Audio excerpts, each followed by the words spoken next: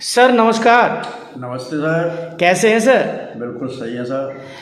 Hello my dear friend, this is Shiva Rathore from natural Paris series. My dear bro, आज के episode में हम जिस शख्स से रूबरू करा रहे हैं वो हैं जनाब नीरज यादव, प्रगतिशील समाजवादी पार्टी जिसके राष्ट्रीय अध्यक्ष जनाब शिवपाल सिंह यादव हैं। उस पार्टी के मिस्टर नीरज यादव जिला अध्यक्ष फिरोजाबाद यूपी से बिलोंग करते हैं। आज हम जनाब नीरज की कहानी नीरज की जुबानी सुनवाते हैं। नीरज जी, अगर आपकी अनुमति हो तो मैं दो बातें कर लूँ आपसे। जी जी पूछिए। आप पहले ये बताइए आपके हाल क्या है? बिल्कुल बढ़िया सर। नीरज जी, जुमा 2 दिन पहले, और पहली बात तो ये है कि शिवा राठौर को तीखे सवालों के लिए जाना जाता है और पहचान भी हमारी यही है, सवाल से कभी समझौता नहीं करता हूँ। अभी जुमा 2 दिन पहले प्रगतिशील समाजवादी पार्टी की मीटिंग हुई लखनऊ। तो मीटिंग के दौरान आपके राष्ट्रीय अध्यक्ष जी ने सभी जिला अध्यक्षों को क्या निर्देश दिए? Tell me right now mister Yadav. सबसे पहले तो राठौर जी, मैं देश और प्रदेशवासियों को नवरात्रि की शुभकामनाएं देना चाहूँगा। आपकी बरकत हो, आप अच्छे से रहें, स्वस्थ रहें। यादवों की तरफ से बोलिए, तेज बोलिएगा जनाब यादव जी। जी।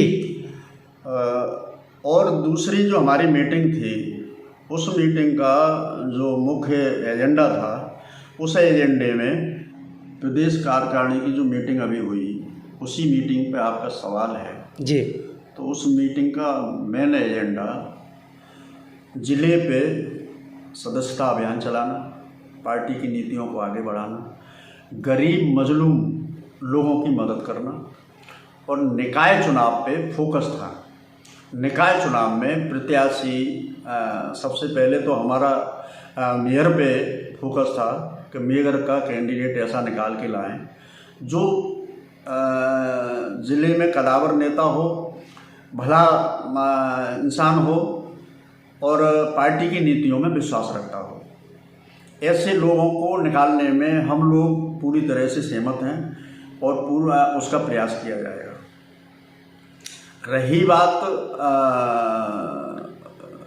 निकाय चुनावों में, तो निकाय चुनावों में पार्षद से लेके निगम तक हम लोग चुनाव लड़ेंगे, पूरी तरह से लड़ेंगे। विश्वसनीय जो कार्यकर्ता है पार्टी का, और उसके अलावा भी कोई अगर जनप्रिय या अच्छा कैंडिडेट हमें मिलता है उस पर भी विचार किया जाएगा। जिले स्तर पे चुनाव समिति की एक जो वो कमेटी बनेगी, वो कमेटी और हम दोनों लोग मिलके और जिले के जो कदावर नेता हैं प्रगतिशील समाजवादी पार्टी के जो नेता हैं, उनके साथ बैठ के उन पर निर्णय किया जाएगा। क्या समाजवादी पार्टी के साथ प्रगतिशील समाजवादी पार्टी चुनाव लड़ेगी मिलके? क्या ये तो संभव नहीं है। पहले जो धोखा हुआ है वो हमारे लिए बहुत काफ़ी है। हम लोग आज अगर ये चीज़ नहीं हुई होती तो इन पार्टियों से आगे खड़े होते और हमारे साथ भीड़ थी, आज भी है। मगर उस टाइम के लिए जो हमने अपनी कुर्बानी दी, उस कुर्बानी के लिए हमें मेहनत करनी पड़ेगी, मगर हम उसी स्तर पे फिर पहुंचेंगे। और रही आप पार्टी के साथ जाने की, तो हम सेकुलर हैं और इससे पहले बैकग्राउंड में हमने काम किया है। मगर जो आज स्थितियां हुई, प्रगतिशील समाजवादी पार्टी का जब जन्म हुआ उसी में हम लोग साथ गए। उससे पहले हम भी समाजवादी लोग थे, सेकुलर नीतियां थी, सेकुलर मन था करने का, मगर इन लोगों ने हमारे साथ धोखा किया, उस टाइम पे भी किया। एक सवाल ले लीजिएगा जनाब, अगर जब आप समाजवादी थे और आप सेकुलर भी थे, आप बता रहे हैं, तो फिर समाजवादी पार्टी से आपका मोह भंग क्यों हुआ और क्यों आप प्रगतिशील समाजवादी पार्टी में आए? लंबी कहानी है, संक्षिप्त में बताइएगा। असली में हम लोग पार्टी का जन्म हुआ वहीं से जुड़े हुए थे, नेताजी की नीतियों में विश्वास रखते थे जी। उनकी सरकार बनाने के पीछे जो संघर्ष हुआ करते थे, उस टाइम पे धरने प्रदर्शन हम जैसे लोग ही करते थे, हम जैसे लोग ही कार्यकर्ता करते थे। हम एसी वाले नेता नहीं रहे, साथ रह के झोंपड़ियों की राजनीति में, और जो हमारे शागिर्द रहे समाजवादी में, वो लोगों की नीति भी जनता के बीच काम करने की थी। और उस दौरान संघर्ष के दौरान हम लोगों पे उस टाइम पे जो मुकदमे लगे वो लोग पार्टी के बाहर हैं, और जो नकली समाजवादी रह गए हैं वो बाहर हैं, वो अंदर हैं पार्टी के। तो वो तो नकली समाजवादियों की पार्टी रह गई है, असली समाजवादी तो आज भी शिवपाल जी के साथ है। एक बात जी। दूसरी बात, आज अगर आप आकलन करें समाजवादी पार्टी के दौरान के कार्यकर्ता कितने मुकदमे झेल रहे हैं, कोर्ट के चक्कर लगा रहे हैं, ये सब उसी टाइम की देन तो थी। उसी संघर्ष से समाजवादी पार्टी की सरकार बनती थी। वो लोग सारे मुकदमे झेल रहे हैं, एक एक आदमी 8-8, 7-7 मुकदमे झेल रहा है। किस तरह से कोर्ट का सामना किया जा सकता है हमें पूछिए। मैं खुद अपने वक्तव्यों की हूँ, 4 मुकदमा मेरे ऊपर भी हैं। आज उन मुकदमों में जब हम लोग हाजिर होते हैं उसमें से ज़्यादा 20% लोग समाजवादी में रह गए हैं, 80% लोग दूसरी पार्टियों में जा चुके हैं, और उनके टाइम के जो मुकदमे लगे हैं उसको हरिसमेंट के रूप में आज भी झेल रहे हैं। और हम जैसे कार्यकर्ताओं के ऊपर ये दोष लगाते हैं, सिर्फ माननीय शिवपाल जी के ऊपर दोष लगाते हैं। संघर्ष अगर है किसी का, समाजवादी में संघर्ष है, तो माननीय शिवपाल जी के सामने किसी का संघर्ष नहीं था। नेताजी के बाद अगर किसी का कद था, किसी का काम करने की हैसियत थी, तो केवल शिवपाल जी की थी। आज उनको हरासमेंट किया, जिले स्तर पे इन्होंने हम जैसे कार्यकर्ताओं को बाहर किया। उसमें बहुत लोग हैं, मैं किसी का नाम नहीं लेना चाहता, किसी पे पर्सनल कमेंट नहीं करना चाहता, मगर सब इनसे दुखी होके ही पार्टी से बाहर गए उसमें।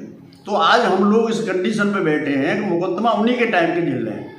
एक बात बताइए नेताजी जी, समाजवादी पार्टी की सरकार रही, समाजवादी पार्टी के नेताओं ने मलाई मारी, मुकदमा क्या गरीब मजलूम बेसहारा जो 2 वक्त की रोटी के लिए मोहताज है उस पर थोड़े ही नहीं लगेंगे साहब। मलाई जिन्हें मारी मुकदमा तो उसी पे लगेगा।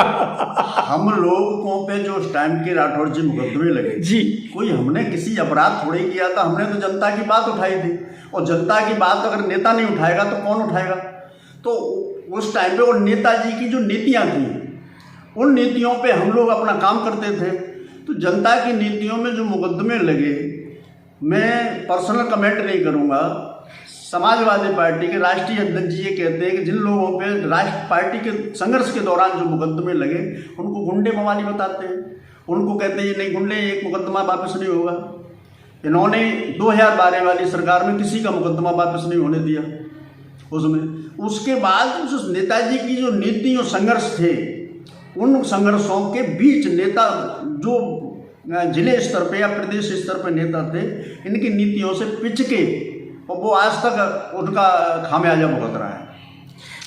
अच्छा, एक सवाल ले लीजिएगा जनाब। प्रगतिशील समाजवादी पार्टी में एक दौर था कि जब जो खड़ी हुई थी, स्टैंड हुई थी पार्टी, तो बहुत बड़ा एक जन सैलाब था और पार्टी ने मेहनत की थी गांव-गांव और बूथ पर, और पार्टी के राष्ट्रीय अध्यक्ष जनाब शिवपाल सिंह का बहुत बड़ा स्वागत हुआ। मैं समझता हूं कि मथुरा से लेकर लखनऊ तक उनके लाखों लोगों ने उनका स्वागत किया और पार्टी भी खड़ी हो गई। और वो पता नहीं उन्होंने क्यों ऐसा फैसला लिया जो समाजवादी पार्टी से उन्होंने संधि कर ली और समझौते में उनको सिर्फ 1 सीट मिली। कहीं ऐसा तो नहीं दोबारा से फिर चाचा भतीजे का ये हो कि चाचा जी तुम जो समाजवादी पार्टी का विरोध तुम्हारे पास चला जाएगा और जो मेरे पास है वो तो है ही है, और चुनाव के 4 दिन पहले फिर इकट्ठे हो जाएंगे हम लोग। इसका जवाब राठौड़ जी मैं विस्तार से दूंगा जी। हम लोगों ने के लिए निर्देश माननीय राष्ट्रीय अध्यक्ष जी के निर्देशों में जी गांव-गांव पाँव-पाँव से हमारा शुरू हुआ जी, संघर्ष शुरू हुआ। गांव-गांव और पाँव-पाँव। 1 सेकंड ले रुके। गांव-गांव और पाँव-पाँव। दूध का जला छाछ को फूंक फूंक के पीता है और कछुए का काटा हुआ कठौती से डरता है। एक बार फिर सुनिएगा, जैसे आपने गांव-गांव पाँव-पाँव बोला तो मैं बोल रहा हूँ, दूध का जला छाछ को फूंक के पीता है और कछुए का काटा हुआ जो कठौती होती काट की उससे भी डरता है। अब आगे बोलिए। तो असलियत में आप कह रहे हैं वो सही बात है, सब धोखा तो हमारे साथ हुआ ही, पूरी तरह से धोखा हुआ। मगर हमारा जो पार्टी की नेताजी का जो संघर्ष था, राष्ट्रीय अध्यक्ष जी की जो नीतियाँ थी, उन लोगों पे जिले स्तर पे बहुत अच्छी कामयाबी मिली। रथ यात्रा में जो हमारा जनता का जो रुझान हुआ उससे ये लोग घबरा गए। साजिश के तहत इन्होंने नेताजी राष्ट्रीय अध्यक्ष जी को विश्वास में लिया। हमारे राष्ट्रीय अध्यक्ष जी बहुत भोले इंसान हैं, बहुत अच्छे मन के इंसान हैं। उन्होंने इनकी साजिशों को नहीं समझ पाए, तो उसी के तहत धोखा हुआ और उस धोखे में ये लोग भी सरकार नहीं बना पाए। अगर मन से ये राष्ट्रीय अध्यक्ष जी से काम लेते और राष्ट्रीय अध्यक्ष जी के साथ मन से रहते, उनकी नीतियों पर विचार करते, तो सरकार बनती। मगर ये लोग अपनी साजिश के तहत सरकार के साथ भी साजिश कर चुके, और जो इनके पीछे जनता थी कायदे के हिसाब से, तो उनके साथ भी साजिश के वो भी शिकार हुए।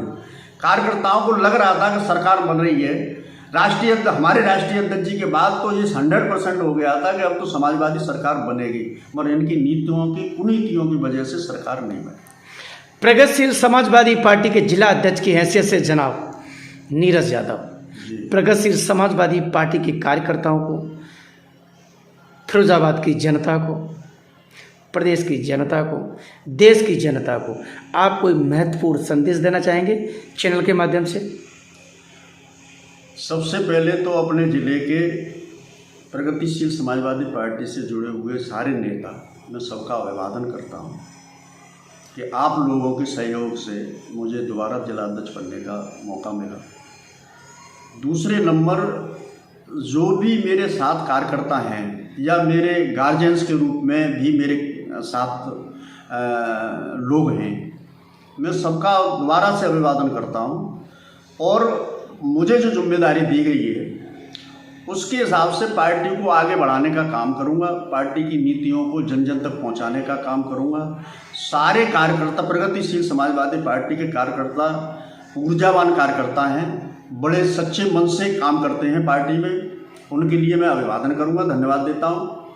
और रही नीतियों के मामले में, तो राठौर जी, प्रगतिशील समाजवादी पार्टी की नीतियां हमेशा जनता के हित में रही, और गरीब मजलूम जो लोग हैं उनको मदद पहुंचाने के लिए राष्ट्रीय अध्यक्ष जी का हमेशा निर्देश रहता है कि जिले स्तर पे आप जो भी समस्या आप निपटा सकते हो आप निपटाएं, बाकी नहीं निपटती है मुझसे करिए, मगर जनता के बीच लगे रहिए। तो मेरा सभी प्रगतिशील समाजवादी कार्यकर्ताओं से निवेदन है कि सारे लोग बूथ स्तर तक आप लग जाइए। आगे निगम का चुनाव है, निगम का चुनाव हम पूरी ताकत से लड़ेंगे, राष्ट्रीय अध्यक्ष जी के निर्देश के हिसाब से लड़ेंगे, और जो भी कार्यकर्ता पार्टी के बीच के होंगे उनको मौका दिया जाएगा। अगर कोई पार्टी किसी वार्ड में या उसमें अपनी पार्टी का कार्यकर्ता स्टैंड नहीं कर रहा, तो दूसरे लोगों को भी मौका दिया जाएगा। सर, आपने शिवा राठौर के तीखे सवालों का साहस के साथ जवाब दिया, इसके लिए नीरज यादव जी आपको बहुत बहुत धन्यवाद। धन्यवाद सर, धन्यवाद।